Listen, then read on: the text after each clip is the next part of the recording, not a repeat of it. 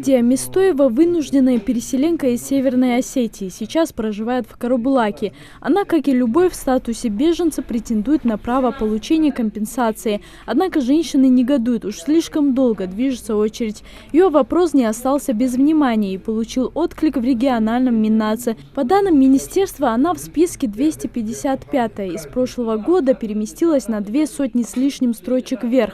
То есть очередь не стоит на месте, и программа реализуется поэтапно. Будет жилье выдаваться, не будет, или сертификат будет выдавать? Для вынужденных переселенцев в Северной Осетии жилье не выдается абсолютно в категорической форме. Выдается сертификат. В этом году выделили 807 миллионов рублей. Это огромная сумма. Десятки раз даже меньше было в соседних регионах. Но в этом году тоже, в 2018 году, я думаю, будет хорошая сумма, и у вас есть надежда. Министр тщательно рассматривает вопросы, которые поступили на программу «Диалог с народом». Напомним, что 6 сентября Юнусбек Евкуров отвечал на вопросы жителей республики. Однако не все обращения успели прозвучать в прямом эфире. Их обрабатывала специальная комиссия и распределила по соответствующим ведомствам.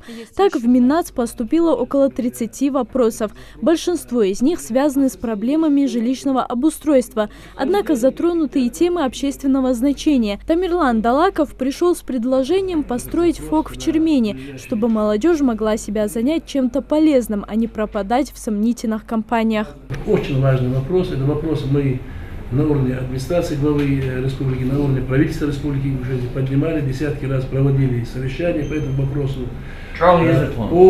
По незанятости молодежи пригородного района, я имею в виду ингушской национальности. Милана Альянова из поселка Майское жалуется, что у них не проведен газ. Этот вопрос не относится к компетенции Министерства по внешним связям и национальной политике республики. Но министр пообещал походатайствовать в решении проблемы с местными властями пригородного района и Майского. По всем этим вопросам дали исчерпывающие ответы. Мы в дальнейшем по каждому вопросу индивидуально будем разбираться. Хотя и касается этот вопрос Миннаца, не касается, все равно мы будем по каждому вопросу разбираться индивидуально, как я повторяюсь. Согласно графику, в Миннаце прием граждан проводится каждый третий вторник.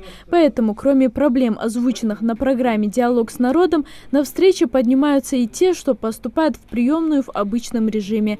Залина Могушкова, Адам Далаков, Новости 24.